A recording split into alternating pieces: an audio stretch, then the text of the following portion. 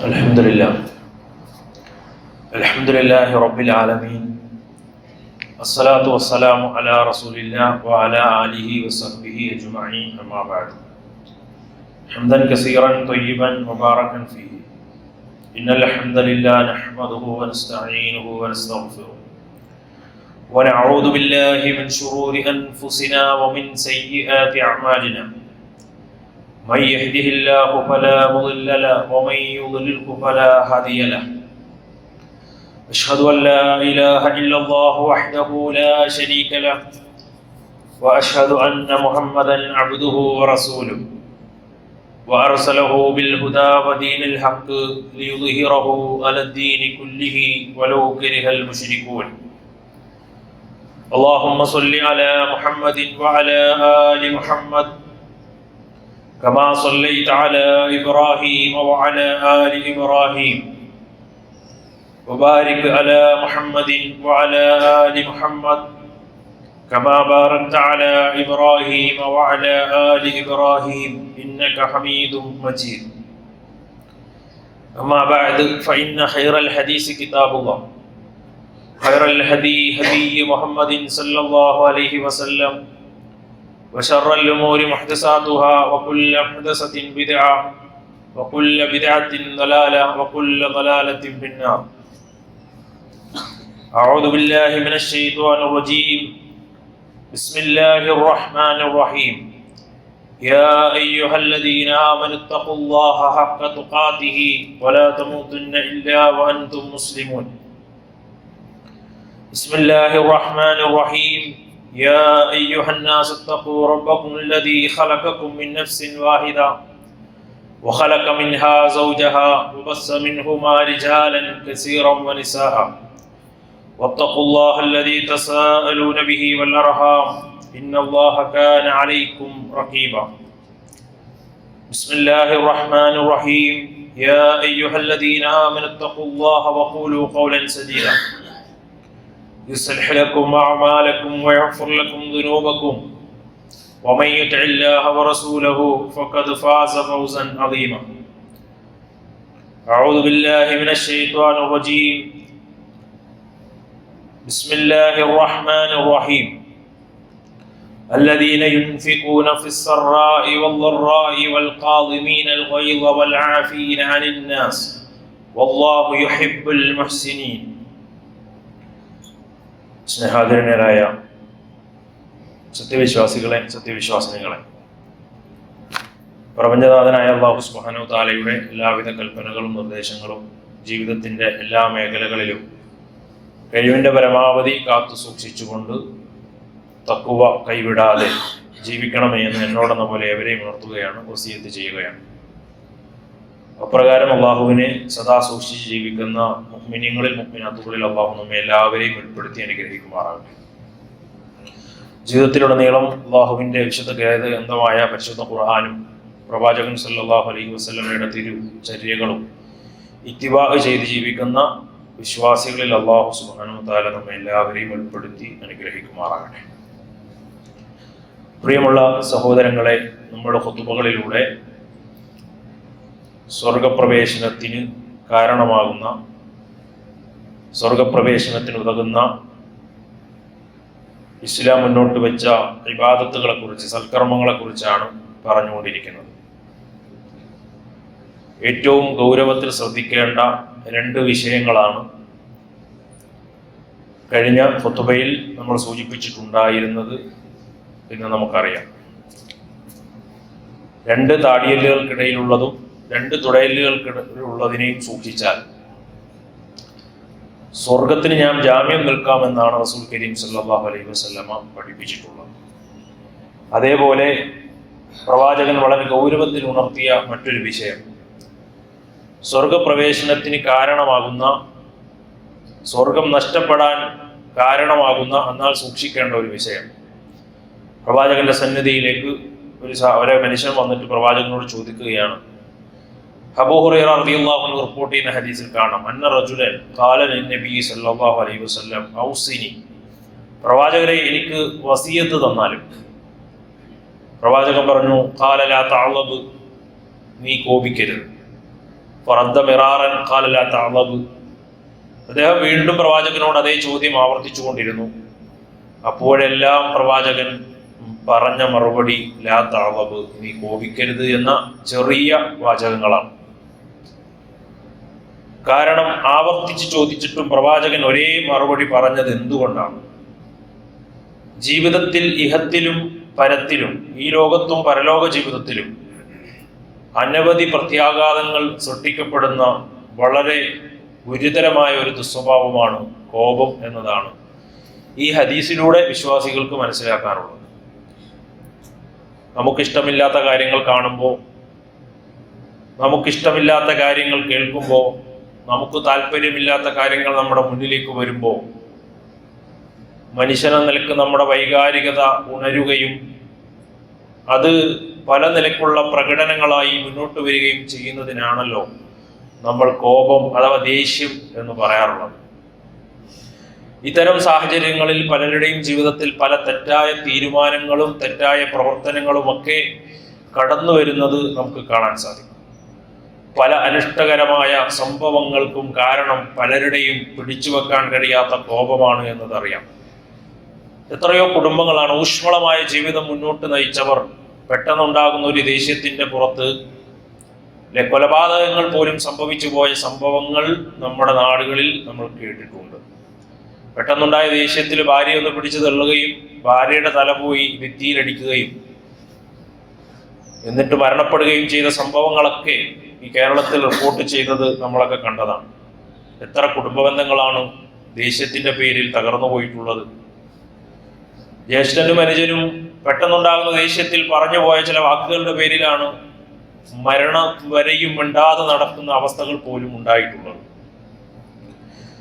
ഒരുപാട് കലഹങ്ങൾക്കും കലാപങ്ങൾക്കും കാരണമായിട്ടുള്ളത് പലരുടെയും അവർക്ക് പിടിച്ചു വെക്കാൻ കഴിയാത്ത ഈ കോപമാണ് എന്ന് നമുക്കറിയാം.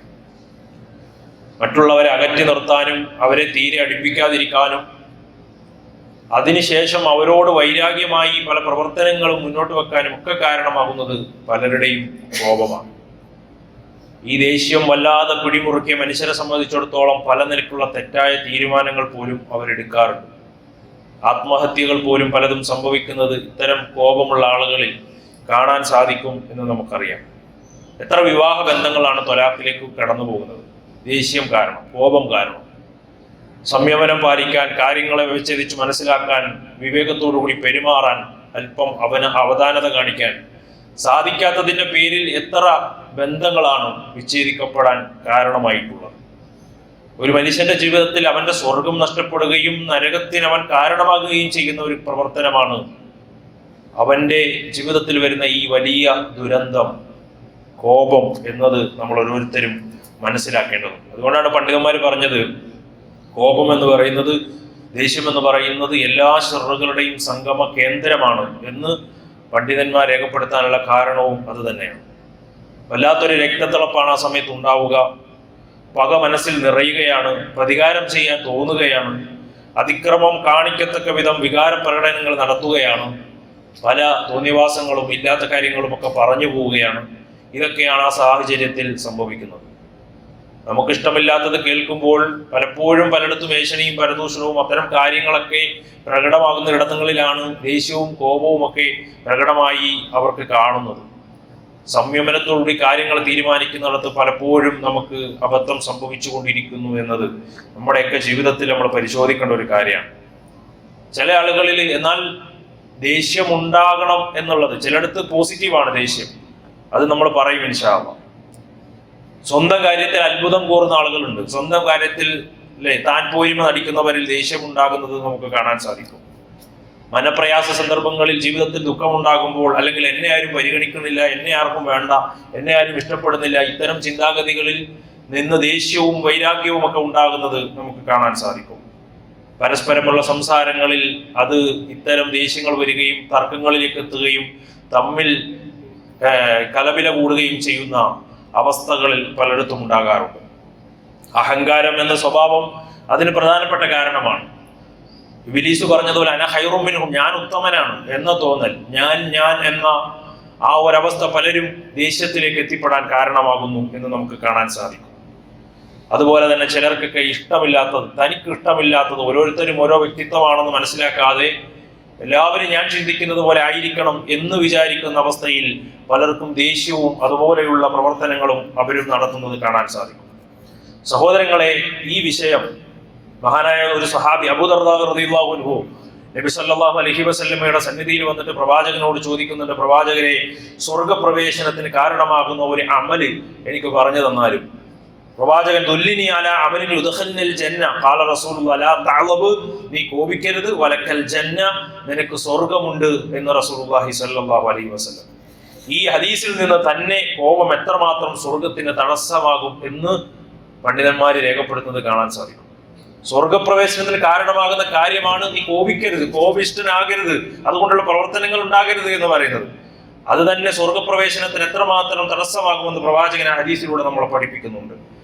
മറ്റൊരിക്കൽ അബ്ദുല്ലാഹി ഇബ്നു അംർ റളിയല്ലാഹു അൻഹു നബിയുടെ അടുത്ത് ചെന്ന് ചോദിക്കുന്നുണ്ട്, മാ യുബാഇദുനി അൻ ഗളബില്ലാഹ് അസ്സ വജൽ, അല്ലാഹു സുബ്ഹാനഹു തആലയുടെ കോപം, അതിൽ നിന്ന് മാറ്റം അകറ്റുന്ന ഒരു കാര്യം പ്രവാചകനെ എനിക്ക് അറിയിച്ചു തരുമോ എന്ന് ചോദിച്ചപ്പോൾ പ്രവാചകൻ പറഞ്ഞു, ഖാല ലാ തഅലബ്. അവിടെയും നബിയുടെ മറുപടി, നീ കോപിക്കരുത്. നീ കോപിക്കുന്നവരാണെങ്കിൽ, ദേഷ്യപ്പെടുന്നവരാണെങ്കിൽ അള്ളാഹുവിന്റെ കോപം നിന്റെ മേലിൽ ഉണ്ടാകും എന്നാണ് അള്ളാഹുവിന്റെ പ്രവാചകൻ പഠിപ്പിക്കുന്നത്. സഹോദരങ്ങൾ, ഇവിടെയൊക്കെ പ്രവാചകന്റെ ഒറ്റവാക്കിലുള്ള മറുപടിയാണെങ്കിലും ഇത് നമ്മുടെ ജീവിതത്തിൽ കൊണ്ടുവരിക എന്ന് പറയുന്നത് ഏറെ പ്രയാസമുള്ള കാര്യമാണെന്ന് അറിയാം നമുക്ക്. ചിലരൊക്കെ അഭിമാനത്തോടു കൂടി പറയും, ഞാൻ വളരെ ദേഷ്യക്കാരനാണ്. ചിലരൊരു കുറവായിട്ട് പറയും, വല്ലാത്ത ദേഷ്യമാണ്, അത് ഒതുക്കാൻ കഴിയണില്ല എന്ന് പറയും, അല്ലേ? ചിലർ ന്യായമായി പറയാറുണ്ട്, ഇങ്ങോട്ട് ദേഷ്യപ്പെടാൻ ഞാൻ അങ്ങോട്ടും ദേഷ്യപ്പെടും. സഹോദരങ്ങളെ, ഇങ്ങനെയൊക്കെ പല ന്യായങ്ങളും നമ്മൾ പറയാറുണ്ടെങ്കിലും പരിശുദ്ധ ഖുർആൻ സൂറത്തുൽ ഫുസ്സിലത്തിലൂടെ അല്ലാഹു സുബ്ഹാനഹു വ തആല പഠിപ്പിക്കുന്ന ഒരു ആയത്തുണ്ട്, വലാ തസ്തവിൽ ഹസനതു വല സയ്യിഅ. വിശ്വാസികളെ മനസ്സിലാക്കണം, നന്മയും തിന്മയും ഒരിക്കലും സമമല്ല. ഇദ്ഫഅ ബില്ലതി ഹി അഹ്സൻ, ഏറ്റവും നല്ലതിനെ കൊണ്ടാണ് തിന്മയെ പ്രതിരോധിക്കേണ്ടത്. വൈദല്ലദീന ബൈനക വബൈനഹു അദാവത്തുൻ കഅന്നഹു വലിയ്യുൻ ഹമീദ്. അങ്ങനെയാണെങ്കിൽ നിന്നോട് ശത്രുതയുള്ളവൻ നിന്നോട് അതിക്രമം കാണിച്ചാലും നീ വളരെ മാന്യമായി ദേഷ്യപ്പെടാതെ അവരോട് ഇടപെട്ടാൽ നിന്റെ മിത്രമായി അവർ തീരും എന്നാണ് ഖുർആൻ നമ്മളെ ഉണർത്തുന്നത്. എന്നിട്ട് അല്ലാഹു അടുത്ത ആയത്തിൽ പറയാണ്, വമാ യുലഖാഹാ ഇല്ലല്ലദീന സബറു വമാ യുലഖാഹാ ഇല്ലാ ദു ഹദ്ദിൻ അളീം. അല്ലാഹു പറയാണ്, ഈ മഹത്വം എല്ലാവർക്കും കിട്ടില്ല, ഈ പ്രത്യേകത എല്ലാവർക്കും കിട്ടില്ല. ഇല്ലല്ലദീന സബറു, ക്ഷമയുള്ളവർക്കേ ഇത് കിട്ടൂ. വമാ യുലഖാഹാ ഇല്ലാ ദു ഹദ്ദിൻ, ഈ മഹാഭാഗ്യം ലഭിക്കുന്നത് ഇത്തരം സൗഭാഗ്യമുള്ളവർക്ക് മാത്രമാണ്. തിന്മകളെ നന്മകൾ കൊണ്ട് നേരിടുന്ന ആളുകൾ അത് കുറച്ചേ ഉണ്ടാവുള്ളൂ. എല്ലാം ദേശത്തോട് ഇടപെടുന്നവരല്ല അവര് വളരെ ശാന്തതയോടുകൂടി കാര്യങ്ങളെ കൈകാര്യം ചെയ്യുന്നവരാണ്. അവർക്കേ ഈ ഭാഗ്യം കിട്ടുള്ളൂ എന്ന് ഖുർആൻ സൂറത്തുൽ ഫുസ്സിലത്തിലൂടെ പഠിപ്പിക്കുകയാണ്, അല്ലെ? പ്രവാചകന്റെ സ്വഭാവം ഏറ്റവും ഉത്കൃഷ്ട സ്വഭാവമാണ്. ആ പ്രവാചകന്റെ സ്വഭാവം എങ്ങനെയാണെന്ന് ചോദിച്ചപ്പോ എന്താണ് മറുപടി? കാന ഖുലുഖുൽ ഖുർആൻ, ഖുർആനായിരുന്നു പ്രവാചകന്റെ സ്വഭാവം. ആ ഖുർആനാണ് വിശ്വാസികളുടെ സ്വഭാവത്തെ കുറിച്ച് പറയുന്നത്. അല്ലദീന യുൻഫിഖൂന ഫിസ്സറാഇ വദ്ദറാഇ, അവർ രഹസ്യത്തിലും പരസ്യത്തിലും അല്ലാഹുവിന്റെ മാർഗ്ഗത്തിൽ ദാനം ചെയ്യുക എന്നത് മാത്രമല്ല, വൽ ഖാദിമീനൽ ഗൈബ, കോപം വരില്ല എന്നല്ല ഖുർആൻ പറഞ്ഞു. ഖുർആന്റെ പ്രയോഗം നമ്മൾ ശരിക്കും ശ്രദ്ധിക്കണം. കോപം മനുഷ്യർക്കൊക്കെ സംഭവിക്കും, വരും. ദേഷ്യം വരിക എന്ന് പറഞ്ഞാൽ അതൊരു മനുഷ്യന് അല്ലാഹു കൊടുത്ത വികാരമാണ്, അത് വരും. പക്ഷേ വിശ്വാസികളുടെ ഗുണം എന്താണ്? വൽ ഖാദിമീനൽ ഗൈബ, കോപത്തെ കടിച്ചിറക്കുക, അതിനെ വിഴുങ്ങുക എന്നതാണ് വിശ്വാസി സ്വീകരിക്കുന്ന നിലപാട്. വല്ല ആഫിനാനിന്നാസ്, ജനങ്ങൾക്ക് മാപ്പ് കൊടുക്കുക, അല്ലെ? ചില മുദ്രാവാക്യങ്ങൾ, ചില കമന്റ് കണ്ടിട്ടില്ലേ നിങ്ങൾ? പക വീട്ടാനുള്ളതാണ്. അങ്ങനെയല്ല, പക വിട്ടുകൊടുക്കാനുള്ളതാണ്. വിശ്വാസികൾ ആ നിലപാടാണ് സ്വീകരിക്കേണ്ടത്. പക എന്ന് പറയുന്നത് അത് വീട്ടാനും പ്രതികാരം ചെയ്യാനുള്ളതല്ല. വല്ല ആഫീനൻ, ജനങ്ങൾക്ക് മാപ്പ് കൊടുക്കാനുള്ളതാണ്. മാപ്പ് കൊടുക്കണം. അതുപോലെ കോപം വന്നാൽ അതിനെ വിഴുങ്ങണം. അല്ലാഹു യുഹിബ്ബുൽ മുഹ്സിനീൻ, അത്തരം ആളുകളെയാണ് അല്ലാഹുക്ക് ഇഷ്ടം എന്ന് പരിശുദ്ധ ഖുർആൻ നമ്മളെ പഠിപ്പിക്കുകയാണ്. സഹോദരങ്ങളെ, ഖാദിമീനൽ ഗൈബ, കോപത്തെ വിഴുങ്ങുക. സലഫുകളിൽ ഒരുപാട് സംഭവങ്ങൾ ഇതുമായി ബന്ധപ്പെട്ട് നമുക്ക് കാണാം. തഫ്സീറിൽ കാണാം ഈ ആയത്തിന്റെ വിശദീകരണങ്ങളിൽ ഒരു സംഭവം. അലി ഇബ്നു ഹുസൈൻ റഹിമഹുല്ലാ, അദ്ദേഹത്തിന് ഒരു പരിചാരിക ഉണ്ടായിരുന്നു, ഒരു പെൺകുട്ടി ഉണ്ടായിരുന്നു. അങ്ങനെ അദ്ദേഹം എന്ത് ചെയ്യുമ്പോഴും അവരെ സഹായിക്കുമായിരുന്നു. അദ്ദേഹത്തിന് ഇങ്ങനെ വെള്ളം ഒഴിച്ചു കൊടുക്കുകയാണ്. വെള്ളം ഒഴിച്ചു കൊടുത്തോണ്ടിരിക്കുമ്പോൾ അത് ആ പാത്രം കയ്യിൽ നിന്ന് വഴുതി അദ്ദേഹത്തിന്റെ മുഖത്തേക്ക് വീഴുകയും മുഖത്ത് പരിക്കുണ്ടാവുകയും ചെയ്യുന്നു. സ്വാഭാവികമായി അങ്ങനെ സംഭവിക്കുമ്പോൾ തന്റെ കീഴിൽ ജോലി ചെയ്യുന്ന ആളുകളിൽ നിന്ന് അങ്ങനെ സംഭവിക്കുമ്പോൾ ദേഷ്യം വരാം. അദ്ദേഹത്തിന് ദേഷ്യം വന്നു, അദ്ദേഹത്തിന്റെ മുഖം ചുമന്നു. അപ്പൊ ആ പെൺകുട്ടി അവിടെ നിന്നിട്ട് ഖുർആനിൽ ആയതോതി വൽ ഖാദിമീനൽ ഗൈള, ദേഷ്യത്തെ കോപത്തെ നിങ്ങൾ ഒതുക്കി വെക്കണം എന്ന് പരിശുദ്ധ ഖുർആൻ സൂറത്ത് ഫുസ്സിലത്തിൽ ആയതോതി. ആ സമയത്ത് അലി ഇബ്നു ഹുസൈന്റെ പ്രതികരണം പറയാം, ഖദ് ഖളംതു, ഞാൻ വൈളി, എന്റെ കോപത്തെ ഞാൻ ഒതുക്കി പരിചാരക എന്നാണ് പറയുന്നത്. വീണ്ടും അവർ ഓതി വൽ ആഫീന അനിൻ നാസ്, ജനങ്ങൾക്ക് പുറത്തു കൊടുക്കണം, മാപ്പ് കൊടുക്കണം എന്ന് ഖുർആൻ പറഞ്ഞതാണ്. അപ്പൊ അല്ലാഹു യുഹിബ്ബു, അപ്പൊ അദ്ദേഹം പറഞ്ഞു ഖദ് ഗഫൗതു അൻകി, ഞാൻ നിനക്ക് മാപ്പ് നൽകിയിരിക്കുന്നു. അപ്പൊ അവര് വീണ്ടും പാരായണം ചെയ്തു അല്ലാഹു യുഹിബ്ബുൽ മുഹ്സിനീൻ, മുഹ്സിനീങ്ങളെ അല്ലാഹുക്ക് ഇഷ്ടമാണ് എന്ന് പറഞ്ഞപ്പോൾ അദ്ദേഹം പറഞ്ഞു ഇദ്ഹബി ഫഅൻത ഹുറത്ത് ലിവജ്ഹില്ലാഹ്, അല്ലാഹുവിന്റെ വജ്ഹ് ഉദ്ദേശിച്ചുകൊണ്ട് നിന്നെ ഞാൻ സ്വതന്ത്രയാക്കിയിരിക്കുന്നു. ഇതാണ് അവരുടെ നിലപാട്. ഈ ഒരു നിലപാട് പ്രിയമുള്ള സഹോദരങ്ങളെ, ദേഷ്യം വരുന്ന സാഹചര്യങ്ങളിൽ നമുക്കുണ്ടാകണം. കാരണം കോപിക്കുന്നവരുടെ മുമ്പിൽ മലക്ക് ഉണ്ടാവൂല. അവിടെ അതിന് പകരം വരികയാരാണ്? പിശാചാണ് എന്ന് കാണാൻ സാധിക്കും. നമ്മൾ ജയിലിൽ നിന്ന് മോചിതനാകണം. ഈ ജയിലിലാണ് പല ആളുകളും. അതിൽ നിന്ന് മോചിതനാകണം, അല്ലേ? പിശാചിന്റെ തടവറയിലാണ്. അതിൽ നിന്ന് മോചിതനാകണം. അതിനെന്ത് വേണം? കോപം എന്ന് പറയുന്ന ദുർഗുണത്തെ ജീവിതത്തിൽ നിന്ന് ഒഴിവാക്കാൻ നമ്മൾ ശ്രദ്ധിക്കണം.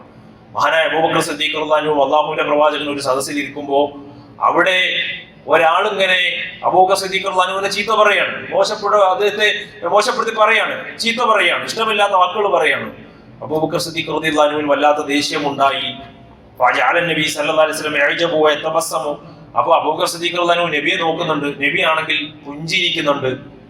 ഇതിങ്ങനെ കുറെ പോയി കഴിഞ്ഞപ്പോ അദ്ദേഹത്തിന്റെ ആക്ഷേപങ്ങൾ അധികരിച്ചപ്പോ അബൂബക്കർ സിദ്ദീഖ് റളിയല്ലാഹു അൻഹു പ്രതികരിക്കാൻ തുടങ്ങി. അപ്പോൾ നബി സല്ലല്ലാഹു അലൈഹി വസല്ലം അവിടെ നിന്ന് എണീറ്റ് പോയി. നബി സല്ലല്ലാഹു അലൈഹി വസല്ലമയോട് ചോദിച്ചു, ആദ്യം താങ്കൾ ചിരിക്കുന്നതാണല്ലോ, പിന്നെ എന്തുകൊണ്ട് അദ്ദേഹം ഞാൻ പ്രതികരിച്ചപ്പോൾ താങ്കൾ അവിടെ നിന്ന് എണീറ്റ് പോയി എന്ന് പ്രവാചകൻ സല്ലല്ലാഹു അലൈഹി വസല്ലമയോട് ചോദിക്കുമ്പോൾ നബി പറയുന്നത് ഖാല ഇന്നഹു കാന മഅക മലകുൻ യറുദ്ദു അൻക, നീ ആദ്യം അത് ക്ഷമിച്ചുകൊണ്ട് നീ അവിടെ ഇരുന്നപ്പോ നിനക്ക് വേണ്ടി അവിടെ മലക്കുണ്ടായിരുന്നു. ആ മലക്ക് അദ്ദേഹത്തിന് ആ അബിവയ്ക്ക് മറുപടി കൊടുക്കുന്നുണ്ടായിരുന്നു. നീ തിരിച്ച് കോപിക്കാൻ തുടങ്ങിയപ്പോൾ മലക്ക് അവിടുന്ന് പോയി. അവിടെ അതിന് പകരം പിശാച് വന്നു. പിശാച് ഇരിക്കുന്ന സ്ഥലത്ത് ഞാൻ ആഗ്രഹിക്കുന്നില്ല എന്ന് പറഞ്ഞുകൊണ്ട് പ്രവാചകൻ സല്ലല്ലാഹു അലൈഹി വസല്ലം അതിന് മറുപടി കൊടുത്തു. അതിന് പകരം പിശാചിനുള്ള ഒരു ഡോറാണ് ദേഷ്യം എന്ന് പറയുന്നത്. നമ്മുടെ ജീവിതത്തിലേക്ക് കിടക്കാനുള്ള ഒരു വാതിലാണ് നമ്മളുടെ ദേഷ്യം, കോപം എന്ന് പറയുന്നത് എന്ന് പ്രവാചകൻ സല്ലല്ലാഹു അലൈഹി വസല്ലം പഠിപ്പിക്കുകയാണ്. സഹോദരങ്ങളെ, നമ്മുടെ ജീവിതത്തിന്റെ ആ ഒരു സ്റ്റിയറിംഗ് നമ്മുടെ കയ്യിലുണ്ടാകണം. അത് ഒരിക്കലും പിശാചിന് കൊടുക്കരുത്. അത് കൊടുത്താൽ പിന്നെ സംഭവിക്കുന്നതെന്ന് അറിയാം, പിന്നെ കൊലപാതകത്തിലേക്ക് അവൻ കൊണ്ടെത്തിക്കും, പിന്നെ കശംശയിലേക്ക് കൊണ്ടെത്തിക്കും, പിന്നെ തൊലാഖിലേക്ക് കൊണ്ടെത്തിക്കും, അതുപോലെ തന്നെ കുടുംബ കലഹങ്ങളിലേക്ക് എത്തിക്കും, മരണം വരെയും ഇല്ലാത്ത സാഹചര്യങ്ങളിലേക്ക് പരസ്പര സഹോദരങ്ങളെ കൊണ്ടെത്തിക്കും. ഇതെല്ലാം പിശാച് അവൻ എവിടെയൊക്കെ മനുഷ്യനെ തകർക്കാൻ കഴിയുമോ അതിനുള്ള ഒരു വാതിലാണ് ഈ ദേഷ്യം എന്ന് പറയുന്നത് എന്ന് മനസ്സിലാക്കുകയാണ്. എന്നിട്ട് അള്ളാഹുവിന്റെ പ്രവാചകൻ സല്ലല്ലാഹു അലൈഹി വസല്ലം 3 കാര്യങ്ങൾ പറഞ്ഞു കൊടുത്തു. പ്രവാചകൻ പറയാണ് 3 കാര്യങ്ങൾ, സലാസുൻ കുല്ലുഹുന്ന ഹഖ്കുൻ, 3 കാര്യങ്ങൾ സത്യമാണ്, ഹക്കാണത്, അതിൽ യാതൊരു സംശയവുമില്ല. എന്നിട്ട് പ്രവാചകൻ പറഞ്ഞു കൊടുക്കുകയാണ്, 1, ആരുടെയെങ്കിലും ജീവിതത്തിൽ ഒരാൾ ദ്രോഹിക്കപ്പെടുകയാണ്, വേറൊരാൾ മുഖേന ദ്രോഹിക്കപ്പെടുകയാണ്, വാക്കുകൊണ്ടോ പ്രവൃത്തികൾ കൊണ്ടോ ഏതെങ്കിലും നിലക്ക് ദ്രോഹിക്കപ്പെടുകയാണ്.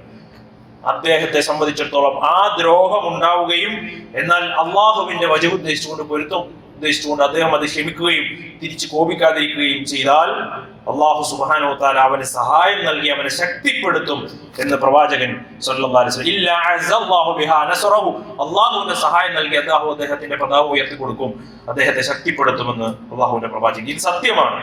എന്നിട്ട് പ്രവാചകൻ സല്ലല്ലാഹു അലൈഹി വസല്ലം പറഞ്ഞു, ആരെങ്കിലും, രണ്ടാമത്തെ കാര്യം, ദാനത്തിന്റെ വാതിൽ കുടുംബബന്ധം ചേർക്കാൻ ആഗ്രഹിച്ചുകൊണ്ട് തുറന്നാൽ അവനെ സംബന്ധിച്ചിടത്തോളം അള്ളാഹു അവന്റെ റിസ്ക് വർദ്ധിപ്പിച്ചു കൊടുത്തുകൊണ്ടേയിരിക്കും, വർദ്ധനവ് നൽകിക്കൊണ്ടേയിരിക്കും. മൂന്നാമത് പ്രവാചകൻ പറഞ്ഞു, വമാ ഫതഹ റജുലുൻ, ആരെങ്കിലും ഒരു മനുഷ്യൻ സമ്പത്ത് അധികരിക്കാൻ വേണ്ടി യാചനകൾ ഉണ്ടായാൽ, മറ്റുള്ളവന്റെ സമ്പത്ത് കിട്ടണമെന്ന് ആഗ്രഹിച്ച് ആ നിലക്ക് യാചിക്കുക എന്ന് പറയുന്ന ഒരു ഏർപ്പാടുണ്ടായാൽ അവനെ സംബന്ധിച്ചിടത്തോളം അവന് സാമ്പത്തിക മാന്യമല്ലാതെ അള്ളാഹു നൽകുകയില്ല. ഇത് 3 സലാസുൻ കുല്ലുഹുന്ന ഹഖ്കുൻ, ഇത് 3 സത്യമാണ് എന്ന് പ്രവാചകൻ അതിനുശേഷം പറഞ്ഞു കൊടുക്കുന്നത് ഹദീസുകളിൽ നമുക്ക് കാണാൻ സാധിക്കും. സഹോദരങ്ങളെ, അതുകൊണ്ട് കോപം അത് പിശാചിന്റെ സന്തോഷവേളകളാണ്. അവന് സന്തോഷിക്കാനുള്ള വക നമ്മളായി ചെയ്തു കൊടുക്കരുത് എന്ന് മനസ്സിലാക്കുകയും സ്വയം കോപിഷ്ഠനാകാതിരിക്കാനുള്ള ശ്രമം നമ്മുടെ ഭാഗത്തുനിന്നുണ്ടാവുകയും ചെയ്യുക. അത് ഫോൺ വിളിക്കുമ്പോൾ പ്രത്യേകിച്ച് നമ്മൾ ചില കാര്യങ്ങളൊക്കെ ഡ്രൈവ് ചെയ്യുന്ന സമയത്തൊക്കെ അങ്ങനെയാണ്. ചില ആൾ നമ്മളെ ആരും ഒന്നും പറയാൻ പാടില്ല, അതുപോലെ നമ്മുടെ വണ്ടി ആരും ഓവർടേക്ക് ചെയ്യാൻ പാടില്ല, ഇങ്ങനെയൊക്കെ പറഞ്ഞ് നിസാരമായ കാര്യങ്ങളുടെ പേരിൽ കോപിക്കും ആളുകൾ. ആ സമയത്തൊക്കെ വല്ലാതെ വികാരങ്ങളാണ്. ഫോൺ വിളിക്കുമ്പോഴൊക്കെ ചില ആളുകൾ വല്ലാതെ കോപിക്കുന്നത് കാണുന്നുണ്ട്. സഹോദരങ്ങളെ, ഇത്തരം കാര്യങ്ങളിലൊക്കെ കോപിച്ച് അത് പിശാച് അവനെ സന്തോഷിപ്പിക്കുന്ന അവസ്ഥ നമ്മളോട് ഉണ്ടാകരുത് എന്ന് കാണാൻ സാധിക്കും. അള്ളാഹുവിന്റെ പ്രവാചകൻ എങ്ങനെയാണ്? പ്രവാചകൻ ജീവിതത്തിൽ കോപിച്ച സമയങ്ങളുണ്ട്, എന്നാൽ പ്രവാചകൻ തീരെ കോപിക്കാതിരുന്ന സന്ദർഭങ്ങളുണ്ട്. ഏതാണ് ആ സംഭവങ്ങൾ? അത് നമ്മൾ മനസ്സിലാക്കണം. ഒന്നാമത്തത്, പ്രവാചകനെ ദ്രോഹിച്ചവരോട് പ്രവാചകൻ കോപിച്ചിട്ടില്ല. അല്ലെ, ഒരു നജ്റാനി പുതപ്പിട്ട് പ്രവാചകന്റെ ശരീരത്ത് വലിച്ചു, പ്രവാചകന് വേദന എടുത്തു, ആരായാലും കോപിച്ചു പോകും. പ്രവാചകൻ മാപ്പ് കൊടുത്ത സംഭവം ചരിത്രത്തിൽ കാണാൻ സാധിക്കും. എത്രയോ സംഭവങ്ങൾ അങ്ങനെ പ്രവാചകൻ പ്രവാചകന്റെ ഏറ്റവും പ്രിയപ്പെട്ടവരെ കൊന്ന മുഴുവൻ ആളുകളെയും തന്റെ മുന്നിൽ എല്ലാ അധികാരത്തോടും കിട്ടിയ സംഭവമാണ് മക്കം ഫതഹ് എന്ന് പറയുന്നത്.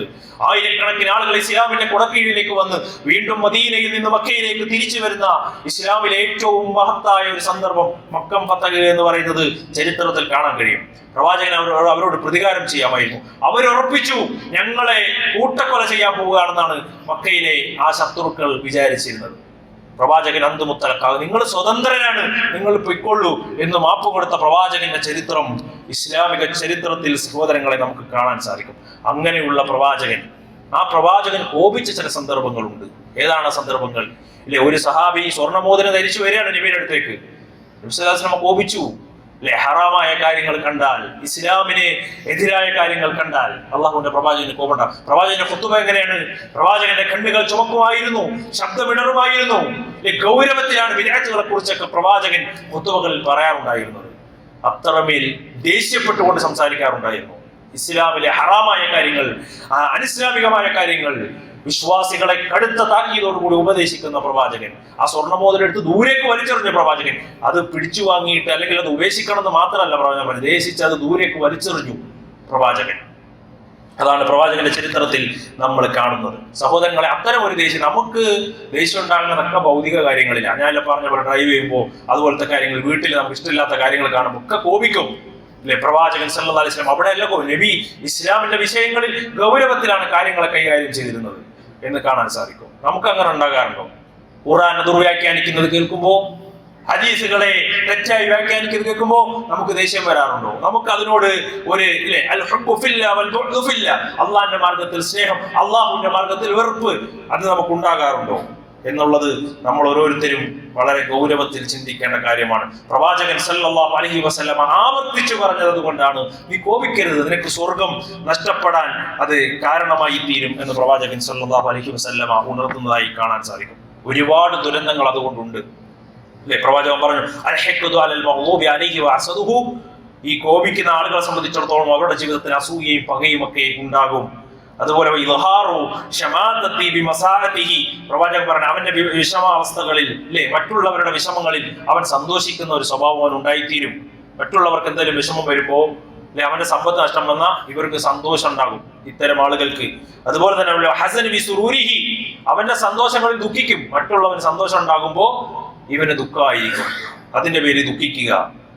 അതുപോലെ തന്നെ അവന്റെ രഹസ്യങ്ങളെ പരസ്യമാക്കാൻ തീരുമാനിച്ചുറപ്പിക്കുക, അവന്റെ ന്യൂനതകൾ പറഞ്ഞു നടക്കുക, മറ്റുള്ളവരെ പരിഹസിക്കാനും ഇത്തരം ദുഷ്പ്രവർത്തനങ്ങൾക്കുമൊക്കെ പ്രേരിപ്പിക്കും.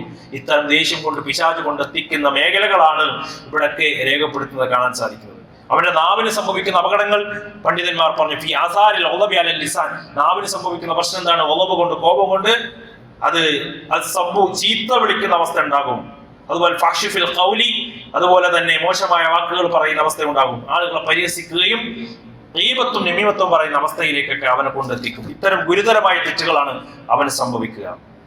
അതുകൊണ്ടാണ് മഹാനായ മൈമൂൻ ഇബ്നു മെഹ്റാൻ റഹിമഹുല്ലാഹ് വിശ്വാസികളെ ഉണർത്തുന്ന ഒരു കാര്യം കാണാം. ജാ റജുലുൻ ഇല സൽമാൻ, സൽമാൻ റളിയല്ലാഹു അൻഹുവിന്റെ അടുത്തേക്ക് ഒരു മനുഷ്യൻ വരികയാണ്. ഫഖാല യാ അബാ അബ്ദില്ലാ, അദ്ദേഹത്തിനോട് പറഞ്ഞു, ഔസിനി, എന്നെ ഉപദേശിക്കണം, എനിക്ക് വസിയത്ത് തരണം. ഖാല ലാ തഅളബ്, നീ കോപിക്കരുത്. നബി പറഞ്ഞതുപോലെ പറഞ്ഞു. എന്നിട്ട് പറഞ്ഞു, ഖാല അമർതനി അല്ലാ അഅളബ, അപ്പൊ അദ്ദേഹം പറഞ്ഞു, എനിക്ക് കോപം വരും, സ്വാഭാവികമാണ്, പക്ഷെ എനിക്കത് പിടിച്ചു നിർത്താൻ കഴിയണില്ല എന്ന് പറഞ്ഞപ്പോൾ പറഞ്ഞു, അങ്ങനെ നിനക്ക് കോപം വരുമ്പോൾ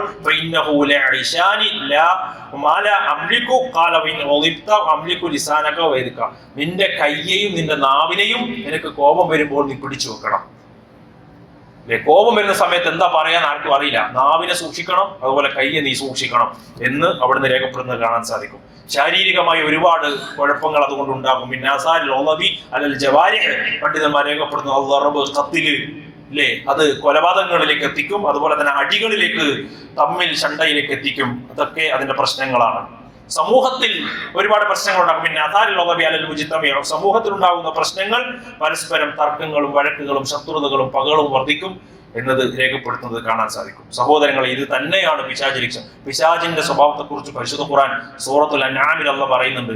എന്തിനാണ് മനുഷ്യർ ലഹരി ഉപയോഗിക്കുമ്പോൾ അല്ലേ, മദ്യവും ചൂതാട്ടവും ഒക്കെ ചെയ്യുമ്പോൾ അതുകൊണ്ട് പിശാച് ലക്ഷ്യം വെക്കുന്ന കാര്യം എന്താണ്? ഇന്നമാ യുരീദു ശൈത്വാനു യൂഖഅ ബൈനകുമുൽ അദാബത വൽ ബഅ്ളാഅ ഫിൽ ഖംറി വൽ മൈസർ. അതുകൊണ്ട് പരസ്പരം പകയും വിദ്വേഷവും വർദ്ധിപ്പിക്കുക. ഇതാണ് പിശാചിന്റെ ലക്ഷ്യം. അതുണ്ടായാൽ പിന്നെ മനുഷ്യൻ തകർന്നു പോയിക്കൊള്ളും.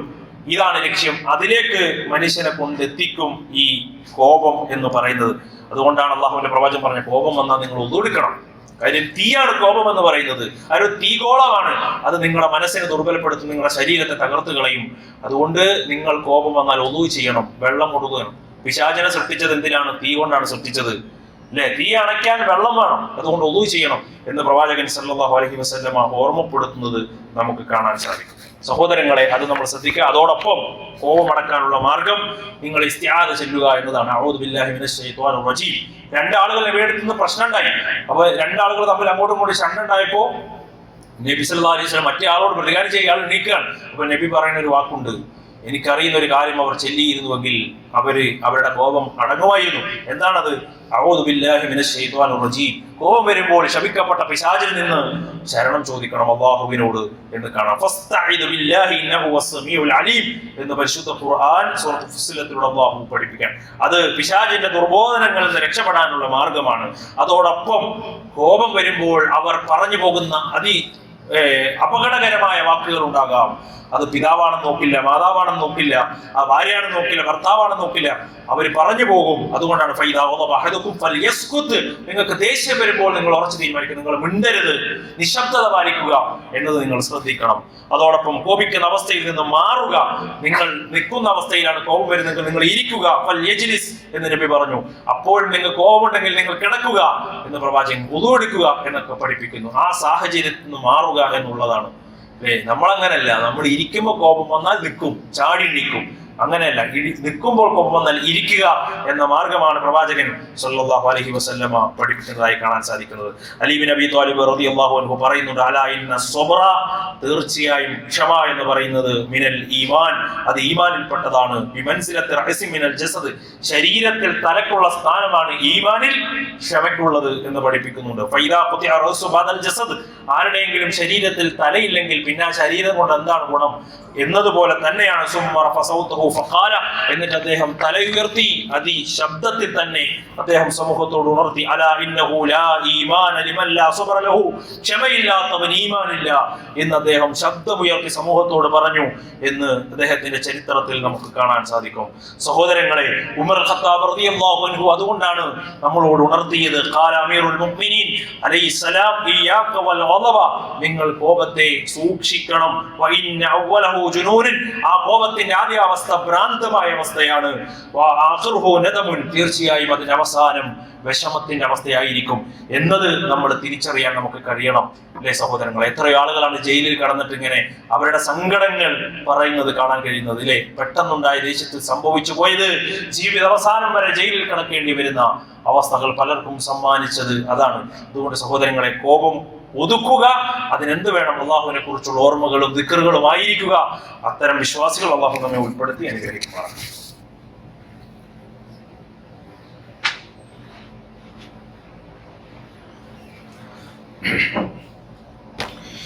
അൽഹംദുലില്ലാഹി റബ്ബിൽ ആലമീൻ, വസ്സലാത്തു വസ്സലാമു അലാ റസൂലില്ലാഹി വഅലാ ആലിഹി വസഹ്ബിഹി അജ്മഈൻ, അമ്മാ ബഅദ്. സ്നേഹാദരണീയരായ സത്യവിശ്വാസികളെ, സത്യവിശ്വാസിനികളെ, അള്ളാഹുവിനെ സൂക്ഷിച്ചുകൊണ്ട് ജീവിക്കണമേ എന്ന് എന്നോടെന്ന പോലെ ഏവരെയും ഉണർത്തുകയാണ്. അത്തരം വിശ്വാസികൾ അള്ളാഹു നമ്മെ എല്ലാവരെയും ഉൾപ്പെടുത്തി അനുഗ്രഹിക്കുമാറാകട്ടെ. പ്രിയമുള്ള സഹോദരങ്ങളെ, സ്വർഗത്തിന് കാരണമാകുന്ന പ്രവർത്തനങ്ങളെ കുറിച്ചാണ് നമ്മൾ സൂചിപ്പിച്ചു വരുന്നത്. അതിൽ പ്രധാനപ്പെട്ട ഒന്ന് രണ്ട് കാര്യങ്ങൾ കൂടി സൂചിപ്പിക്കുകയാണ്. ഒന്ന്, പ്രവാചകൻ സല്ലല്ലാഹു അലൈഹി വസല്ലം പറഞ്ഞു, സ്ത്രീകൾ പ്രത്യേകം ശ്രദ്ധിക്കേണ്ട ഒരു കാര്യം, ഭർത്താവിനെ അനുസരിക്കുന്ന സ്ത്രീകൾ സ്ത്രീകളെ സംബന്ധിച്ചിടത്തോളം സ്വർഗത്തിൽ പോകാനുള്ള ഏറ്റവും പ്രധാനപ്പെട്ട ഒരു കർമ്മമാണ് പ്രവാചകൻ പഠിപ്പിച്ചത്. പരസ്പര ബഹുമാനത്തിലും സ്നേഹത്തിലും ഐക്യത്തിലുമൊക്കെ മുന്നോട്ട് പോകേണ്ടവരാണ് ഭാര്യ ഭർത്താക്കന്മാർ. ആരുടെയെങ്കിലും ഒരാളുടെ ഭാഗത്തു നിന്നുണ്ടാകുന്ന ചില പ്രശ്നങ്ങൾ അത് ബന്ധങ്ങൾ പൂർണ്ണമായും ഉലച്ചു കളയാനും തകർത്ത് കളയാൻ വരെ കാരണമാകുന്ന അവസ്ഥകൾ ഇന്ന് നമ്മൾ കണ്ടുകൊണ്ടിരിക്കുകയാണ്. അവിടെ ഭാര്യ എന്ന നിലക്ക് ഭർത്താവിനെ അനുസരിക്കുക എന്നത് ഏറെ പ്രാധാന്യത്തോടു കൂടി ഇസ്ലാം പഠിപ്പിക്കുന്നുണ്ട്. രണ്ടുപേരെടുത്തും അങ്ങോട്ടും ഇങ്ങോട്ടും അങ്ങോട്ടും ഇങ്ങോട്ടും പാലിക്കേണ്ട മര്യാദകൾ ഇസ്ലാം പഠിപ്പിക്കുന്നുണ്ട്. അതിൽ വളരെ പ്രധാനപ്പെട്ട ഒരു വിഷയമാണ് റസൂലുള്ളാഹി പറയുന്നുണ്ട്, നിസാഉക്കും മിൻ അഹ്ലിൽ ജന്ന, സ്വർഗത്തിലെ ഉന്നത സ്ത്രീകൾ. സ്വർഗത്തിലെ സ്ത്രീകൾ ആരാണെന്ന് നിങ്ങൾക്ക് അറിയുമോ? പ്രവാചകൻ പറഞ്ഞാൽ വലൂദു വൽ വദൂദു എന്ന് പ്രവാചകൻ പഠിപ്പിക്കുന്നുണ്ട്. സ്വർഗാവാസികളായ സ്ത്രീകൾ കൂടുതൽ സ്നേഹിക്കുന്നവരും ഭർത്താവിന്റെ കാര്യത്തിൽ ഏറെ ശ്രദ്ധ വെച്ച് പുലർത്തുന്ന ആളുകളുമാണ്. ഇതൊരു വലിയ സഹോദരിമാർക്കുള്ള വലിയൊരു സൗഭാഗ്യമാണ്. ആ കാര്യത്തിലൊന്ന് ശ്രദ്ധിച്ചാൽ തീർച്ചയായും സ്വർഗത്തിലെ സ്ത്രീകളെന്നാണ് പ്രവാചകൻ അവിടെ ഉണർത്തുന്നതായി നമ്മൾ കാണുന്നത്. ഈ വിഷയത്തിൽ ധാരാളം ഹദീസുകൾ ഇതുമായി ബന്ധപ്പെട്ട് വന്നതായി കാണാം. സ്വർഗപ്രവേശനവുമായി ബന്ധപ്പെട്ട് അലാ ഉഖ്ബിറുക്കും ബിനിസായിക്കും ഫിൽ ജന്ന, സ്വർഗത്തിലെ നിങ്ങളുടെ സ്ത്രീകൾ ആരാണെന്ന് നിങ്ങൾക്ക് അറിയുമോ? കുൽനാ ബലാ യാ റസൂലുള്ളാഹ്, സ്വഹാബിമാര് പറഞ്ഞു, റസൂലേ ആരാണ് പറഞ്ഞു തന്നാലും. കുല്ലു വദൂദിൻ വലൂദിൻ ഇദാ ഗളബത് ഔ മുസിയ ഇലൈഹാ ഹാദിഹി യദി ഫി യദിക ലാ അഖ്തഹിലു ബിഗംറിൻ ഹത്താ തർള. അവര് ഭർത്താവ് ഇങ്ങനെ ദേഷിക്കുന്ന ഒരു സംഭവം ഉണ്ടായി എന്ന് വിചാരിക്കാം. അങ്ങനെ ഉണ്ടായാൽ പോലും തിരിച്ചു കോപിക്കാതെ അവളുടെ ഭർത്താവ് അവളോട് മോശമായി പെരുമാറുകയോ അല്ലെങ്കിൽ കോപിക്കുകയോ ചെയ്താൽ പോലും അവൾ പറയാണ്, എന്റെ കൈകൾ ഇതാ എന്ന് പറഞ്ഞ് ആ ഭർത്താവിന്റെ മുമ്പിൽ ചെന്ന് അവളുടെ കൈകൾ നീത്തുപിടിച്ചുകൊണ്ട് അവളുടെ ആ ഭർത്താവിന്റെ തൃപ്തിയിൽ അല്ലാതെ ഞാൻ ഉറങ്ങുകയില്ല എന്ന് തീരുമാനിക്കുന്ന സ്ത്രീകൾ, ഭാര്യമാർ, അവരാണ് സ്വർഗത്തിലെ ഉന്നതരായ സ്ത്രീകൾ എന്ന് അള്ളാഹുവിന്റെ പ്രവാചകൻ സല്ലല്ലാഹു അലൈഹി വസല്ലം പഠിപ്പിക്കുന്നതായി കാണാൻ സാധിക്കും. അയ്യുംറഅത്തിൻ മാതത സൗജുഹാ അൻഹാ റാദിൻ ദഖലത്തുൽ ജന്ന, ഭർത്താവിന്റെ തൃപ്തിയോടുകൂടി മരണപ്പെട്ടു പോകുന്ന സ്ത്രീകളെ സംബന്ധിച്ചിടത്തോളം അവര് സ്വർഗത്തിലാണ് എന്ന് പ്രവാചകൻ സല്ലല്ലാഹു അലൈഹി വസല്ലം ഉറപ്പാണ് എന്ന് പഠിപ്പിക്കുന്നതായി നമുക്ക് കാണാൻ സാധിക്കും. ഒരു സ്ത്രീ തന്നെ അള്ളാഹുവിന് നിർവഹിക്കേണ്ട ഇബാദത്തുകൾക്കൊപ്പം തന്റെ ഭർത്താവിനെ പൂർണ്ണമായും അനുസരിച്ചുകൊണ്ട് മുന്നോട്ട് പോയാൽ അവർക്ക് കിട്ടുന്ന പ്രതിഫലം ഇദാ സ്വല്ലത്തുൽ മർഅതു ഖംസഹ, 5 നേരം നമസ്കാരം കൃത്യമായി അനുഷ്ഠിക്കുന്ന ഒരു പെണ്ണ്, വസ്വാമത്ത് ഷഹറ, അതുപോലെ അവൾക്ക് നിർബന്ധമായി നോമ്പുകൾ എടുക്കുന്ന ഒരു പെണ്ണ്, വഹ്സനത്തു ഫർജഹ വതഅത്ത് സൗജഹ, അവളുടെ ഗുഹ്യാവയവങ്ങൾ സൂക്ഷിക്കുകയും അതുപോലെ തന്നെ ഭർത്താവിനെ അനുസരിക്കുകയും ചെയ്ത ഖീല ലഹ, അവളോട് പറയും ദുഖുലിൽ ജന്നത മിൻ അയ്യി അബ്വാബിൻ ജന്നതി ശിഅത, നിനക്ക് ഇഷ്ടമുള്ള വാതിലൂടെ സ്വർഗ്ഗത്തിൽ പ്രവേശിച്ചു കൊള്ളാം എന്ന് പ്രവാചകൻ സല്ലല്ലാഹു അലൈഹി വസല്ലം ഹദീസുകൾ നമ്മളെ പഠിപ്പിക്കുന്നുണ്ട്. സഹോദരങ്ങളെ, സ്വർഗ്ഗപ്രവേശനത്തിന് സ്ത്രീകൾക്ക് ഉതകുന്ന പ്രധാനപ്പെട്ട ഒരു വിഷയമാണ് എന്ന് നമ്മൾ മനസ്സിലാക്കുക. അതോടൊപ്പം പ്രവാചകൻ പറഞ്ഞൊരു കാര്യമാണ് സൽക്കർമ്മങ്ങളായിക്കൊണ്ട് മരിക്കുക എന്നുള്ളത്. ഏത് വിഭാഗത്താണെങ്കിലും, നമസ്കാരത്തിലായി, സ്വതക്കയിലായി, അതുപോലെ നോമ്പിലായി ഒക്കെ മരണപ്പെടുന്ന സൽക്കർമ്മങ്ങളിലായി നിരതരായി മരിക്കുക എന്ന് പറഞ്ഞാൽ അവർക്ക് സ്വർഗമുണ്ട് എന്ന് പ്രവാചകൻ സല്ലല്ലാഹു അലൈഹി വസല്ലം ഉണർത്തുന്നതായി നമുക്ക് കാണാൻ കഴിയും. ഇതൊക്കെ സ്വർഗ്ഗപ്രവേശനത്തിന് ഉതകുന്ന കർമ്മങ്ങളാണ്. നമ്മുടെ കുറെ ഖുതുബകളിലായി സ്വർഗത്തിന് കാരണമാകുന്ന നന്മകളാണ്, ശ്രദ്ധിക്കേണ്ട കാര്യങ്ങളാണ് ഉണർത്തിക്കൊണ്ടിരിക്കുന്നത്. ഇതൊക്കെ ശ്രദ്ധിക്കുകയും പഠിക്കുകയും ജീവിതത്തിൽ പ്രാവർത്തികമാക്കുകയും കർമ്മപദങ്ങളിലേക്ക് കൊണ്ടുവരികയും സ്വർഗത്തിന് വേണ്ടി അള്ളാഹുവിനോട് ചോദിച്ചുകൊണ്ടിരിക്കുകയും ചെയ്യും. അള്ളാഹു അത്തരം വിശ്വാസികളിൽ നമ്മെ എല്ലാവരെയും ഉൾപ്പെടുത്തി അനുഗ്രഹിക്കുമാറാകട്ടെ. 2-3 കാര്യങ്ങൾ സൂചിപ്പിക്കാനുള്ളത്. ഒന്ന്, പള്ളി പരിപാലന ഫണ്ടാണ്. എല്ലാവരും ഉദാരമായി അതിനുവേണ്ടി സംഭാവനകൾ നൽകണമെന്ന് അറിയിക്കുകയാണ്. അള്ളാഹു അർഹമായ പ്രതിഫലം ജാരിയായ സ്വതക്കളുടെ കൂട്ടത്തിൽ ഉൾപ്പെടുത്തി അനുഗ്രഹിക്കുമാറാകട്ടെ. മറ്റൊരു വിഷയം, ലേണ്ടി ഖുർആൻ വെളിച്ചം പഠിതാക്കളുടെ ശ്രദ്ധയ്ക്ക് അതിന്റെ ക്ലാസ്സുകളൊക്കെ കൃത്യമായി നമ്മൾ അയക്കുന്നുണ്ട് ഗ്രൂപ്പുകളിൽ. അതെല്ലാവരും കേട്ട് ശ്രദ്ധാപൂർവ്വം പഠിക്കണം എന്ന് പ്രത്യേകം ഓർമ്മപ്പെടുത്തുകയാണ്. ഈ വർഷം വെളിച്ചത്തിന്റെയും ലേണ്ടി ഖുർആന്റെയും സിലബസ് ഒരേ സൂറത്തുകളാണ്. അതുകൊണ്ട് രണ്ടിനുമുള്ള ആളുകൾക്ക് പഠിക്കാൻ വളരെ എളുപ്പമാണ് എന്നത് പ്രത്യേകം ഓർമ്മപ്പെടുത്തുന്നു. മറ്റൊരു കാര്യം, നമ്മുടെ മദ്രസ ഇവിടെ നടക്കുന്നത് ശനിയും ഞായറും ദിവസങ്ങളിലാണ്. അതുകൊണ്ട് തന്നെ ആഴ്ചയിൽ 2 ദിവസം മാത്രമാണ് നമ്മുടെ മദ്രസയിലെ ക്ലാസ്സുകൾ ഉള്ളത്. ദീന് പഠിക്കുക എന്നത് ഏറ്റവും പ്രധാനപ്പെട്ട ഇൽമുൽ അഅലയാണ്. ഒന്നാമത് പഠിക്കേണ്ട അറിവാണ്. അതിന് നമുക്ക് ആകെ ഇന്നത്തെ സാഹചര്യത്തിൽ 2 ദിവസമാണ് കിട്ടുക. ബാക്കി വരുന്ന 5 ദിവസവും വീട്ടിൽ മറ്റ് കാര്യങ്ങളും ഒക്കെ നമ്മൾ പഠിക്കുന്നുണ്ട്. അതുകൊണ്ട് നമ്മുടെ മക്കൾ വീട്ടിലേക്ക് വന്നാൽ ബാക്കിയുള്ള ദിവസങ്ങൾ കൂടി നമ്മുടെ മദ്രസയിലെ പാഠഭാഗങ്ങൾ പഠിക്കുന്നു എന്നത് മാതാപിതാക്കൾ പ്രത്യേകം ശ്രദ്ധിക്കണം. ഇക്കാലത്ത് അതിന്റെ പ്രാധാന്യം പ്രത്യേകിച്ച് ഞാൻ പറയേണ്ടതില്ല. അതുകൊണ്ട് ചില കുട്ടികളൊക്കെ ഞായറാഴ്ച വീട്ടിലേക്ക് വന്നാൽ പിന്നെ ആ പുസ്തകം, മദ്രസയുടെ പുസ്തകങ്ങളൊക്കെ എടുക്കുക എന്ന് പറഞ്ഞാൽ പിന്നെ അടുത്ത ശനിയാഴ്ച മദ്രസയ്ക്ക് വരുമ്പോഴാണ്. ഇത്തരം അവസ്ഥ ഉണ്ടാകരുത്. വീട്ടിൽ നിന്നുകൂടി അത് ശ്രദ്ധിക്കാനും അവർ പഠിക്കുന്നു എന്ന് ശ്രദ്ധിക്കുവാനും ഒക്കെ നമ്മൾ ഉറപ്പുവരുത്തണം. അത് അവരുടെ ഭാവിക്കും നല്ല ജീവിതത്തിനുമൊക്കെ ഉപകരിക്കും എന്ന് പ്രത്യേകം ഓർമ്മപ്പെടുത്തുകയാണ്. അള്ളാഹു അത്തരം മക്കളിൽ നമ്മുടെ മക്കളെ ഉൾപ്പെടുത്തി അനുഗ്രഹിക്കുമാറാകട്ടെ. മറ്റൊരു പ്രധാനപ്പെട്ട കാര്യം, ഡോക്ടർ സക്കീർ ഹുസൈൻ ഭാരതീയ വിദ്യാവിഹാർ എന്ന് പറയുന്ന ഒരു സ്ഥാപനം, ഒരു CBSE സ്കൂൾ ചങ്ങനാശ്ശേരിയിലുള്ള വിവരം നമുക്ക് എല്ലാവർക്കും അറിയാം. അവിടെ കുട്ടികളെ അഡ്മിഷൻ എടുക്കേണ്ടവരൊക്കെ എടുക്കുക എന്ന് പ്രത്യേകം അറിയിക്കുകയാണ്. കാരണം വെള്ളിയാഴ്ച ദിവസങ്ങളിലെ ജുമാ നമസ്കാരത്തിനും മറ്റ് ദൈനംദിന നമസ്കാരങ്ങൾക്കുമൊക്കെ വാഹന സൗകര്യം ഉൾപ്പെടെ ഒരുക്കിയിട്ടുള്ള ഒരു സ്ഥാപനമാണ്. നമ്മുടെ പല വിദ്യാർത്ഥികൾ, മുതിർന്ന കുട്ടികളൊക്കെ പഠിക്കാൻ പോയാൽ അവർക്ക് നമസ്കരിക്കാനോ ഇസ്ലാമിക ചിട്ട പാലിക്കാനോ ഒന്നും സാധിക്കാത്ത പ്രയാസങ്ങൾ ഇന്നത്തെ പല സ്കൂളുകളിലും പല മാതാപിതാക്കളും പ്രയാസപ്പെട്ടുകൊണ്ടിരിക്കുന്ന ഒരു കാര്യമാണ്. അതുകൊണ്ട് അതിനൊക്കെ ഉള്ള ഒരു പരിഹാരമാണ് നമസ്കാരങ്ങൾക്കൊക്കെ സാധിക്കുന്ന ഒരു സൗകര്യങ്ങൾ, വാഹനങ്ങൾ ഉൾപ്പെടെ ഉള്ള ഒരു സ്ഥാപനമാണ്. നമ്മുടെ സമുദായത്തിലെ കുട്ടികളുടെ വിദ്യാഭ്യാസ പുരോഗതിക്കായിട്ട് കുട്ടികൾക്ക് ഫീസ് ഇളവ് നൽകുന്നുണ്ട്. നിർധനരായ കുട്ടികൾക്ക് പരിപൂർണമായ സൗജന്യ വിദ്യാഭ്യാസം നൽകുന്നു എന്ന ഒരു പ്രധാനപ്പെട്ട കാര്യവും അറിയിക്കുന്നുണ്ട്. എല്ലാ ക്ലാസ്സുകളിലേക്കും ഈ അഡ്മിഷനുകൾക്ക് ഈ ഇളവുകൾ ലഭ്യമാണെന്ന് അറിയിച്ചിട്ടുണ്ട്. അതുകൊണ്ട് അതെല്ലാവരും പ്രത്യേകം ശ്രദ്ധയിൽ ഉണ്ടാകണം എന്ന് ഓർമ്മപ്പെടുത്തുകയാണ്. അള്ളാഹു രോഗം കൊണ്ട് പ്രയാസപ്പെടുന്ന ആളുകളുടെ രോഗങ്ങൾ അള്ളാഹു ഷിഫാഉൻ ആജിലിനെ സമ്മാനിക്കുമാറാകട്ടെ. മാരകമായ രോഗങ്ങളിൽ നിന്നും അപകട മരണങ്ങളിൽ നിന്നും നമ്മെ നമ്മുടെ കുടുംബത്തെയും അള്ളാഹു കാത്തുരക്ഷിക്കുമാറാകട്ടെ. ലോകത്തിന്റെ വ്യത്യസ്ത ഭാഗങ്ങളിൽ പ്രയാസപ്പെടുന്ന സഹോദരങ്ങൾ അള്ളാഹു അവർക്ക് നിർഭയത്വത്തെ പ്രദാനം ചെയ്ത് അനുഗ്രഹിക്കുമാറാകട്ടെ. അല്ലാഹുമ്മ ഗ്ഫിർ മുഅ്മിനീന വൽ മുഅ്മിനാത്ത് വൽ മുസ്ലിമീന വൽ മുസ്ലിമാത്ത് വൽ അഹ്യാഉ മിൻകും വൽ അംവാത്ത് ഇന്നക മുജീബു ദഅവാതി യാ ഖാദിൽ ഹാജാത്ത്. اللهم اجرنا من النار اللهم اجرنا من النار اللهم اجرنا من النار ربنا آتنا في الدنيا حسنة وفي الآخرة حسنة وقنا عذاب النار آمين آمين برحمتك يا أرحم الراحمين والحمد لله رب العالمين.